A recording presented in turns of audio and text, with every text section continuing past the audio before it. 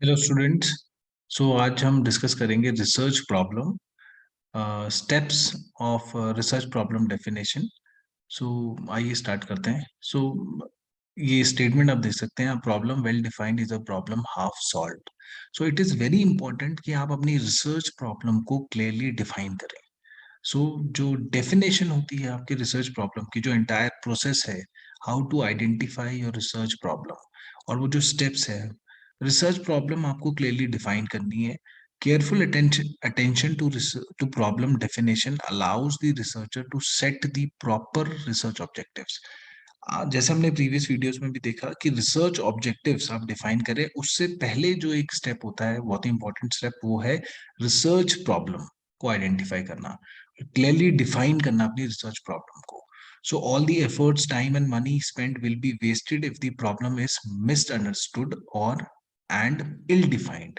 So आप अपनी problem को डिफाइन नहीं कर पाए या आपने completely understand नहीं करा, so all your time and money will be wasted. So it is very important to define, that is your research problem. सो आइए डिस्कस करते हैं जो इम्पोर्टेंट स्टेप्स हैं हम रिसर्च प्रॉब्लम आइडेंटिफिकेशन में। उससे पहले हम डिस्कस करेंगे प्रॉब्लम डेफिनेशन। ये प्रॉब्लम डेफिनेशन क्या है? ये प्रोसेस है of defining and developing a decision statement. Decision statement क्या होती है? एक रिटर्न एक्सप्रेशन होता है of the key question that the research user wishes to answer.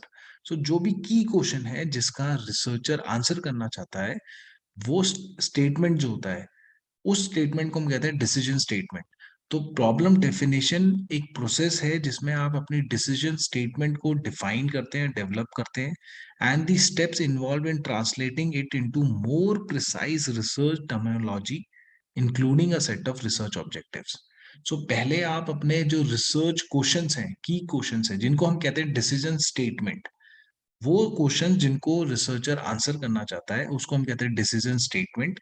तो वो प्रोसेस जो डिसीजन स्टेटमेंट को डिफाइन और डेवलप करता है, उसके बाद उस डिसीजन स्टेटमेंट्स, ये जो स्टेटमेंट्स होती हैं, क्वेश्चंस होते हैं, उनको कन्वर्ट करता है इनटू रिसर्च ऑब्जेक्टिव्स। इस पूरे एंटायर प्रोसेस को हम कहते हैं प्रॉब्लम डेफिनेशन। प्रॉब्लम इज, आपकी कोई भी रिसर्च प्रॉब्लम हो सकती है, उसकी डेफिनेशन की बात जब हम करें, प्रॉब्लम डेफिनेशन, वो प्रोसेस है जिसमें आप डिसीजन स्टेटमेंट्स, जो आपके की क्वेश्चंस हैं, उनको डिफाइन एंड डेवलप करते हैं, and then you translate those questions into research objectives. These are the problem definition process steps. ये 6 स्टेप्स हैं जो आपको before starting with your literature review you have to keep in mind. जब भी हम करते हैं रिसर्च प्रॉब्लम को डिस्कस करते हैं, तो research problem definition process steps आपको पता होने चाहिए। फर्स्ट स्टेप आप देख सकते हैं, अंडरस्टैंड दी सिचुएशन। आप सिचुएशन को अंडरस्टैंड करिए and identify the key symptoms. क्या सिम्टम्स हैं? कोई भी आप पहले सिचुएशन आपके पास है उसको अंडरस्टैंड करिए, उसके सिम्टम्स क्या हो सकते हैं। फिर उसके बाद दूसरा आपने करना है, identify the problems from the symptoms. क्या प्रॉब्लम्स हो सकती है, कॉजेस क्या है उस सिम्टम्स के। फिर उसके बाद आपने मैनेजरियल डिसीजन स्टेटमेंट जैसे मैंने कहा, की क्वेश्चन जो हैं आपके, उसको स्टेट करना है। और फिर रिसर्च ऑब्जेक्टिव्स आपने लिखने हैं। थर्ड फोर्थ है यूनिट ऑफ एनालिसिस, डेटा कहाँ से कलेक्ट करेंगे, किस से कलेक्ट करेंगे। फिफ्थ है रेलिवेंट वेरिएबल्स, आपके वेरिएबल्स हैं, कंस्ट्रक्ट हैं, प्रोपोजिशंस हैं, हाइपोथेसिस हैं, इन सबको आपने अंडरस्टैंड करना है। उसके बाद आपने रिसर्च क्वेश्चन या हाइपोथेसिस, आपकी जो भी आपकी रिसर्च की हाइपोथेसिस है, उसको आपने लिखना है। आइए डिस्कस करते हैं। तो फर्स्ट, जैसे मैंने कहा, understand the business situation, identify की सिम्टम्स। इसमें जो टेक्निक हम यूज करते हैं वो है सिचुएशनल एनालिसिस। सबसे पहले आपने क्या करना है, सिचुएशन एनालिसिस टेक्निक यूज करनी है, which involve gathering of background information to familiarise researchers and managers with the decision making environment. Background information आपने कलेक्ट करनी है। टेक्निक है situational analysis. Situation analysis technique use करके आप पहले अंडरस्टैंड दी बिजनेस सिचुएशन को अंडरस्टैंड करिए। इसके अंदर आप क्या क्या यूज कर सकते हैं? You can use exploratory research, qualitative research. Situation analysis is the first technique which you can use to understand the business situation. For example, आपके पास एक सिचुएशन है, let suppose we have this situation. Situation क्या है हमारे पास? 22-year-old neighborhood swimming association seeks research help. सो आपके घर के पास कोई स्विमिंग एसोसिएशन है, उसको कुछ हेल्प चाहिए, बहुत पुरानी एसोसिएशन है, उसको कोई हेल्प चाहिए। ये है आपकी सिचुएशन। अब क्या यूज करेंगे आप? सिचुएशनल एनालिसिस टेक्निक यूज करेंगे, जिससे आप सारी बैकग्राउंड इंफॉर्मेशन आप कलेक्ट कर सकते हैं। उसके बाद अब आपने आइडेंटिफाई करने हैं की सिम्टम्स। ये हम स्टेप 1 कर रहे हैं। पहले आप सिचुएशन को एनालाइज करिए, अंडरस्टैंड करिए सिचुएशन एनालिसिस से, और फिर सिम्टम्स आइडेंटिफाई करिए। सिम्टम्स क्या क्या हो सकते हैं? अगर कोई स्विमिंग एसोसिएशन है जिसको कुछ हेल्प चाहिए, बहुत पुरानी एसोसिएशन है, तो उसमें क्या क्या हो सकते हैं? Declining membership for 6 years, let suppose membership कम हो रही है, वो एक सिम्टम हो सकता है।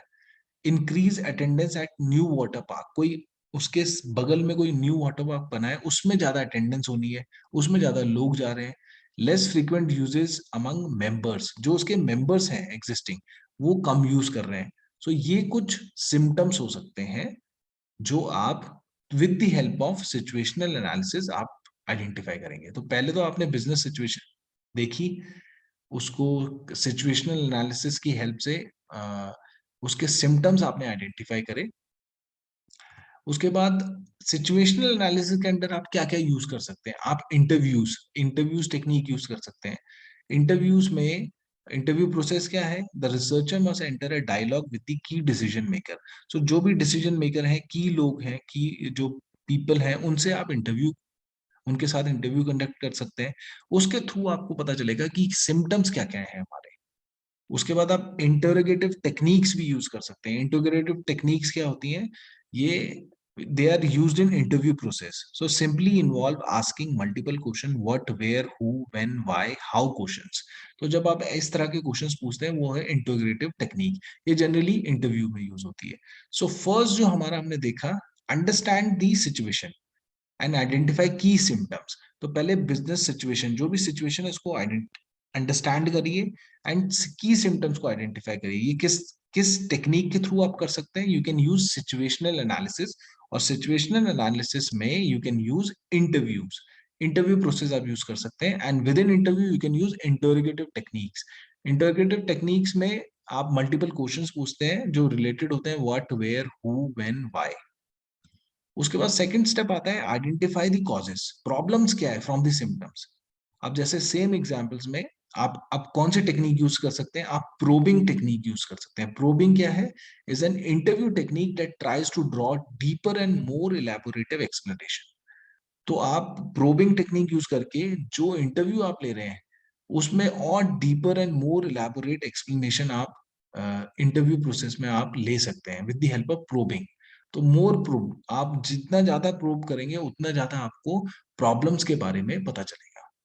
सो सेम क्वेश्चन है, स्विमिंग एसोसिएशन है, उसके सिम्टम्स क्या क्या हो सकते हैं, मतलब डिलेमा एक तरह से।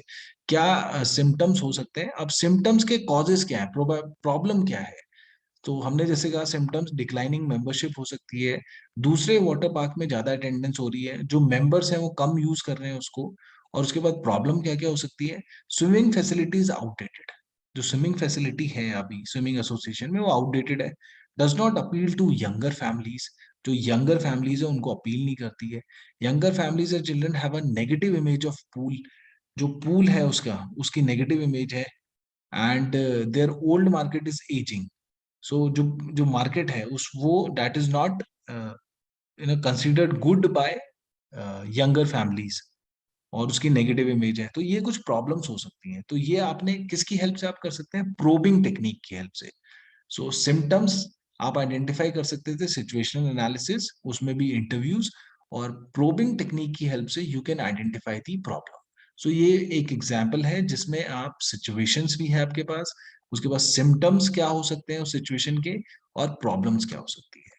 थर्ड स्टेप हम देखेंगे मैनेजरियल डिसीजन स्टेटमेंट आपने लिखने। डिसीजन स्टेटमेंट हमने जैसे डिस्कस करा, ये क्वेश्चंस होते हैं जो रिसर्चर आंसर करता है, एंड उसके बाद ऑब्जेक्टिव्स आप उसको लिख सकते हैं।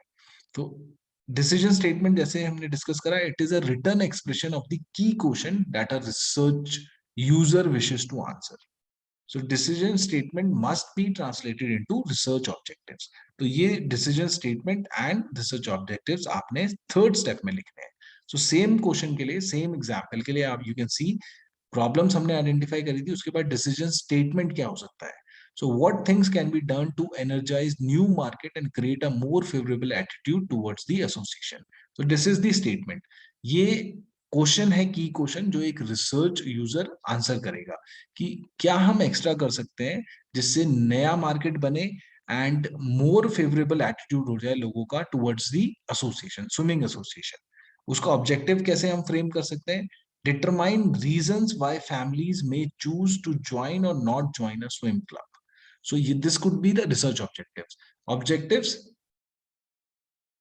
statement हमने बोला कि what things can be done to energize, and objectives में convert करा उस decision statement को कि determine the reasons why families may choose to join or not join a swimming association or club. Fourth step, unit of analysis. Unit of analysis में the unit of analysis for a study indicates what and who should provide the data. So data जो है वो आप कहाँ से collect करेंगे? Individual से, organization से, department से, कहाँ से आप data collect करेंगे? तो वो जो पूरा process है वो आता है unit of analysis में. So unit of analysis, determine the unit of analysis is the fourth step.